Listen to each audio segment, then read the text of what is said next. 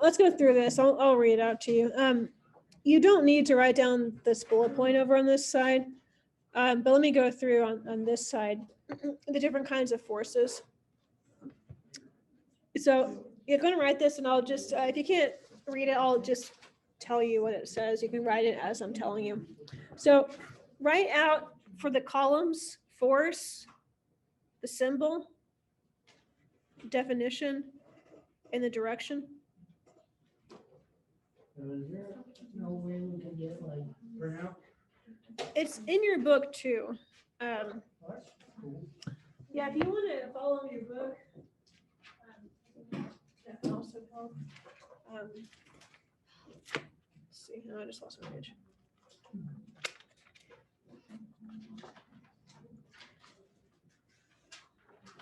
Okay. 94, thank you. Page 94. So if you want to follow along in your book, if that's easier, it's on page 94.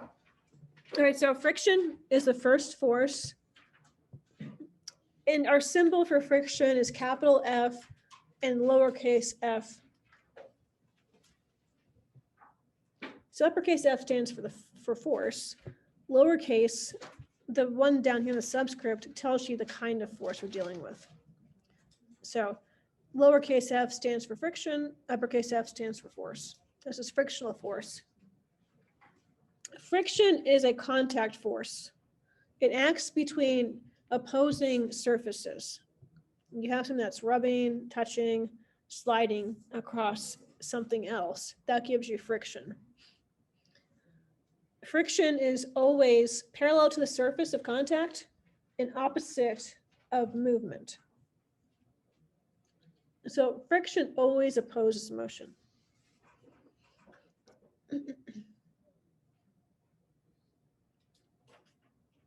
And there's two different kinds of friction. There's friction of things that are in place. Like the table keeps still because there's friction between the table legs and the carpet. But if you were to start to move the table, then different kinds of friction would come in to oppose your motion of moving the table. So there's two kinds. One of them is static friction and the other one is Kinetic. kinetic friction. Next force on here is normal force. F sub n, that's the normal force symbol. So that's a contact force as well. It exerts a force on things resting on a surface. So your book, for example, is feeling a normal force from the table. The table pushes up on your book to keep it on your table. Gravity pulls your book down, but your book doesn't fall through because the table exerts an upward normal force to counteract gravitational force. So it's always on a surface. It's a force that pushes upward on a surface to keep things on the surface. Usually it opposes gravity. So it's perpendicular to and away from the surface. Next one is spring force, F sub SP. So this would be a normal spring. It exerts a force that goes back to equilibrium. So if you pull a spring outward, you can feel that resistance of being pulled outward. A spring will try to push back to the way it was before. So a spring exerts a restoring force that makes it go back to the way it was at rest. So springs can exert a push or a pull based on which way it's moved out of equilibrium. So you can compress a spring, and the same thing, the spring will resist that compression and move outward. Or you can pull out a spring, it resists that pulling out and tries to push it back in. Yes, Santiago? So I've seen springs that are like wound so tight and there's no space between them. So when you try to squish them, they just break. Mm-hmm. Yeah, I mean, every spring has a certain weight load that it can bear. And when it gets beyond that weight load, it won't act like a spring anymore. Because there are some of them that like you can only pull, you can't push. And that has to do with, you could if you had enough weight. But there are some, if they're so close together, the coils have no space to move, then it's not a true spring anymore. It's not acting like a true spring at that point.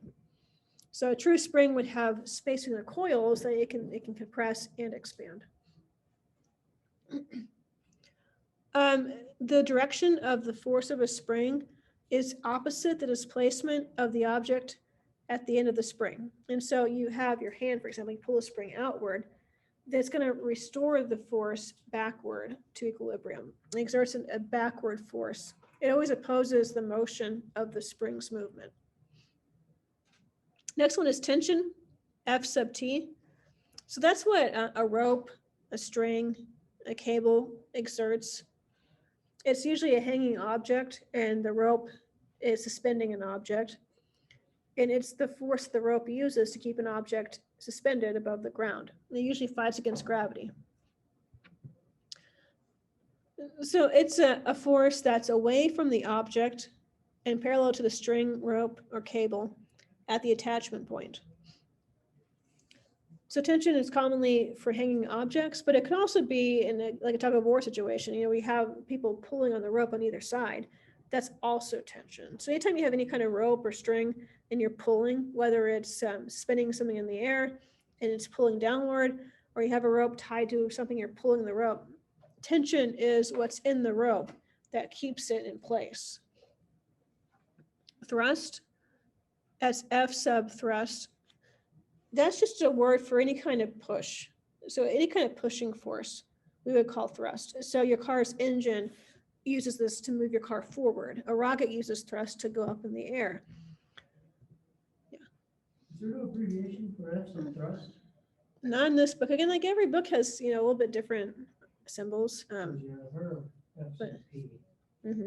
So you're gonna, I mean, it's not, there's not usually standard symbols. I don't want to have to write F sub thrust every time I'm pushing.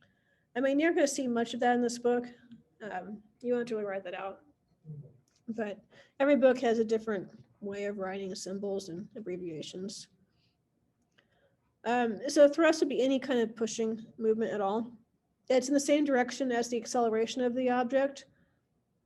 It goes against resisting forces. And so the car resists friction, rocket resists gravity. The last force on here is weight. F sub G, G for gravity, because gravitational force is really what gives you weight. Gravity is a field force. And so what that means, it acts between objects that aren't touching. You can be away from the Earth's surface and still experience gravity. You could jump off this table. You're not on the Earth's surface, but Earth will still pull you down to the ground. So gravity can act between space. That's what a field force means. A contact force means you have to contact the surface to experience the force. But a field force, you can have a gap between the objects and still experience the force. So things like magnetism and gravity are field forces, where you can have a force between a gap of two objects. So it's an attraction between two objects. Usually when we think about gravity, it's the Earth and the objects on the Earth. And so if we're talking about just the Earth's gravitational force, it pulls us to the center of the Earth. And so we're kept pulled to the center of the Earth. So if you were to dig a tunnel to the Earth's core and actually go all the way through the other side, what would happen, actually fast, let me draw the board, you can see.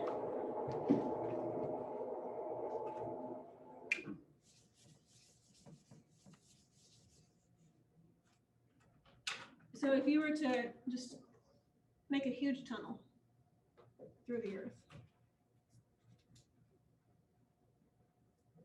Okay, so gravity is going to pull you to the Earth's center. So if you were to jump down here, what would happen? Well, you'd be pulled to the center of the Earth. And you'd accelerate as you go to the center of the Earth. What happens when you get to this side? We are now beyond the center. Well, now you're going to be pulled back this way, like a spring. You're going to be attracted to the Earth's center. But just like a spring that's going too fast, you can't stop fast enough. So you're going to be decelerating down here, then you'll be pulled back to the Earth's center. And you will be oscillating back and forth, just like a spring, at a very fast rate, because you're being pulled really to the center of the Earth. Yes.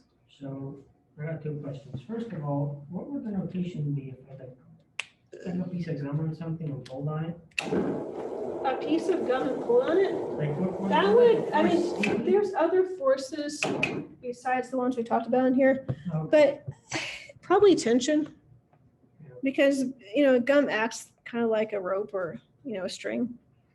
But it's also elastic as I well. was gonna say, So you have more than just spring? tension. Spring I mean, or because tension? it wouldn't be exactly a spring, but there it's elastic force. And so you talk about elasticity of the gum along with the tensional force. So lots of times you are dealing with more than one thing, more than one force. And you would have elastic force and you'd have, which acts like a spring, but not exactly a spring. And you also would have tension in the gum as well. All right, my other question was slightly less tricky. So just as you can say that the human is pulled to the Earth's core, the Earth is also pulled to the human's core. Right, yeah, that's what Right. Einstein said, yeah. Is the human's core the center of mass? Yes, exactly. Because the center of mass doesn't necessarily mean it's your most dense part. That's true. Yeah, but it's right, center of the mass would be what you'd be thinking about, Center yeah. of them? Or So center, wait, I just forgot how you said that now. center of mass? Yeah, center of mass, yeah.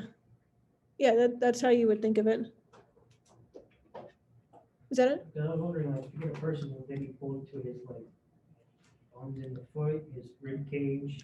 I mean, center of mass really for most objects is really close to its center. Yeah, And for a human, that definitely would be really close to, I mean, inside the torso, very close to the center of the body.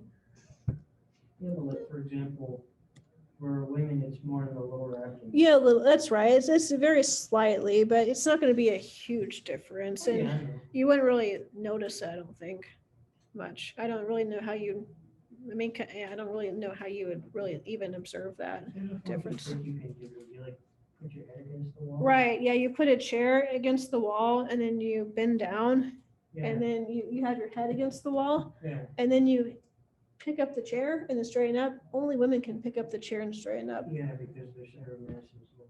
Exactly. I saw that was like actually based off of like foot size maybe, because like you get 2 feet, like 2 feet lengths away, Hmm. and they tested it to like if the guy stood closer to the wall, then he could actually pick it up. That's part of it. I mean, it definitely, I mean, that's true, but you could have a woman with larger feet and further away from the wall, and then she could still pick it up. So, yeah, I mean, yeah, there'd be a certain instance where a guy could do that too, but it has to do with, there's gonna be a moment when he will be unbalanced and a woman will not be unbalanced. That's really the point of the experiment, is that a woman could be further from the wall than a man and not be unbalanced. And it's not about strength at all. I mean, it's just about how with the woman center mass being lower to the ground, she can have that downward position and not get out of balance. Well, for a man, it's a lot harder to stay in balance because center mass is higher off the ground. But that is true. If you were closer to the wall, it'd be easier to do that. But in some men I've seen, they can do that experiment. It just depends. But it's not about how strong they are. It's just about where the center of matter is. And so it's not a foolproof experiment, but for most people, it's true that I've only seen, I try it with classes and I haven't seen many guys do that. Just again, it's just because they get unbalanced and they can't, if they were to try to do it, they'd fall down. So if you have spare time, could we try that? We'll see. I mean, I'm not hopeful all the time, but Probably not today. that'd be fun to try sometime. Yeah. Yeah, well, So on the diagram you drew, so if you're being pulled to the center, how would you pass it in order to be pulled? because you're going so fast. Okay. I mean, so as it's like think about falling into a big hole, and that's what you'd be doing, like falling into a well. You'd be doing that, but just be much, much deeper than a well. So you'd be going very, very fast. And you'd be going so fast that you couldn't stop when you got this earth center. You just would like bungee jump, like and spring up and down, back and forth. Okay, so let's have to do that because I did that for homework. Don't worry about that. You've already done questions like that for homework too. Let me see, sorry. Let me see if I can find out. I think that's it for 4.1. Yeah, okay. So we have about 20 minutes to go. Let me give you some homework to work on for right now. On page 95, work on 9 through 14. On page 95.